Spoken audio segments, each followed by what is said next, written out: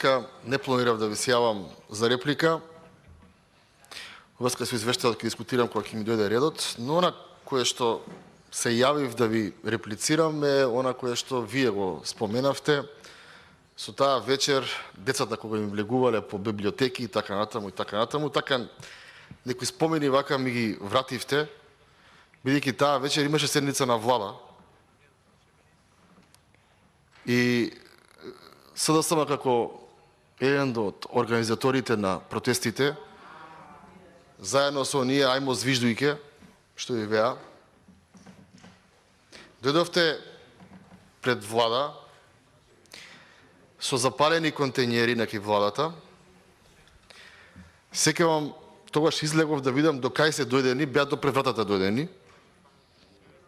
Беа многу пијани и издрогирани, дури и во полицискиот билтен, без Љупчо Пренџов никогаш не зборува на памет, баш сега го гледав од 2015 година, 6 мај, полицискиот билтен, двајца од тие што ги привеле, ги однеле токсикологија да ги трезнат од психотропни супстанции и од алкохол. Значи, не зборувам на памет, танче, кога ќе сакаш да кажеш, ќе си земеш збор. Предпоставувам дека се разбираме дека кој како зборува и што зборува. Значи, колешке Ванчова дојдоа таа вечер до владата, влегоа, имаше некаде околу 400 и нешто луѓе. Начело беа тие, ви кажав, ајмо звиждујке што ве обучуваа да протестирате. Се палеа контењери со оган и се фрлаа на полицијата. Со бекатон коцки имаше 6 луѓе, 6 полицајци со скршени черепи, и тоа го има во извештаите, билтенските извештаи од таа вечер. Да, ќе ви го пуштам и тоа ќе ви го видам, препоставувам ќе ми се извините потоа на следната контрареплика, пак ќе ви кажам, никогаш јас не додавам, не одземам, го кажувам она што е МВР 2015, 6 мај е првиот извештај, вториот е на 8 мај, каде што кажува и кои луѓе како биле повредени, значи скршени черепи. Секам таа вечер од седница на влада не евакуираа од задните влезови. И таа вечер колешке Ванчова беше предвестник на оној Кобен 27 април. И таа вечер ни покажа дека кога едно зло нема да се сосече, раѓа поголемо зло, кое што го сосековте. Сега, разликата помеѓу тие два настани е што ги изгоревте луѓево за 27 април, голем дел ни криви ни должни, голем дел со право, но тогаш не беше господинот актуелен јавен обвинител таму кај што беше покојниот Зврлески, и тој една кривична пријава немаше. 6 приведени лица, 2 пуштени бидејќи биле малолетници во 3 наутро, сега го читав билтерот на МВР од 2015, добро е што Google знае све. Другите ослободени по извршен информативен разговор во 3 часот наутро и 2 однесени, многу биле пиени и издрогирани на токсикологија. И ако сакаме да бидеме, немој да се исмевате, тоа е многу вистина, како што вие со емоции изборувате за определени немили настани во собранието, такви беа и во владата. Ама кога некој друг ги организира, што би рекол народот, 100 стапа по тој греб, ништо не се. Така што генерално, поентата ми е следна. Никој во оваа држава и тие што бевте пратеници во тој период, не го запраша тогашниот јавен обвинител или потоа господинот Јовески во овојот прва година од кога дојде во извештаите, што бидна со тој случај.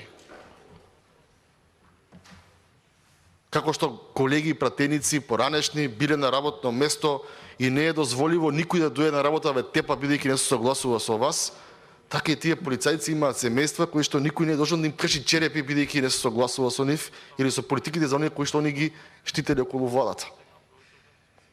0 кривични пријави има. 0 осудителни пресуди, ништо нема и земав збор бидејќи ако сакаме ние да имаме еден правен систем, мора да престанеме да ги зборуваме јавно помеѓу граѓаните овие работи се лоши работи за државата. Не разгоруваат некои вака симпатични чувства кај оние кои што следат малкумината собраниски канал. Мислам дека треба да се фокусираме како од сега понатаму да направиме подобар систем. Ако ние продолжиме, вие апсевте и овие сега апсат. Оние фалсификувале, верувате и сега многу се фалсификува. Два примери, лични ги знам. Од блиски пријатели. Со подпис дури фалсификувано.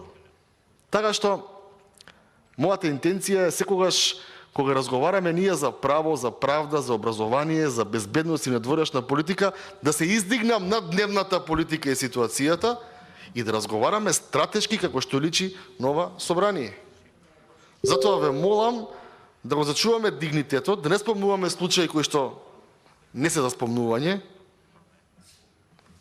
Ништо добро на државата тоа нема да ја донесе, уште помалку на јавното обвинителство.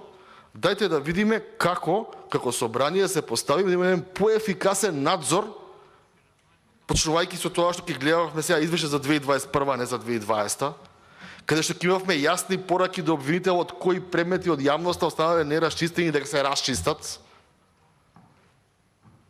Кога ќе излезе некој од СДСМ и ќе праша до кај се кривични пријави на Боки 13, кон Богац, кон оној како се викаше Зоран Заев, Вице Заев, таму 100 кривични пријави, никој ништо не знае за тие кривични пријави. После нови поднесуваше кривични пријави, никој не знае, а јавноста интересира. И мислам дека во тој дел треба да гледаме ние надзорната улога. Власта е секогаш на тапет. Власта е на тапет.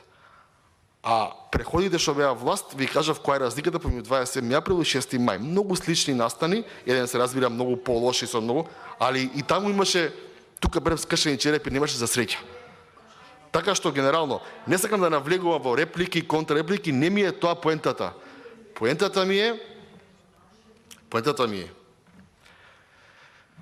не сме 2017 година, па да се бавиме ние со преходната влада, нема правда, нема мир, има мир, бетер е работа во судството. Довербата ке граѓаните е бетер во судството. Ке Сталин немало 98% од обвиненијата да завршуваат со пресуда, што не постои у свет никаде, само во Македонија постои. И никаде не постои пратеник кој што смета дека нова политичка партија не е инкриминирана и криминална, ако цел свет така мисли, нема да ги постави во вие кривични пријави кога до вчерашниот ваш Боки ги поставуваше на вашите луѓе. Луѓе кои што го финансирале телевизијата, луѓе кои што имале фирми да му финансираат телевизијата, луѓе кои што давале тендери во државни и јавни предпријатија за да дадат дел во, пошто телевизија е скап спорт, па да бидат таму главни на тие вести. Такво нешто не прашувате, колешки. Зошто така? Тоа не е интересно. Поинтересно е 2015 година. Ова актуелново не е интересно. Се дека работите у судството, ги делиме на наши и ваши. На период на СДСМ, период на ВМРО, ДПМН, ќе биде работата која што вика народот, Мурто и другиот.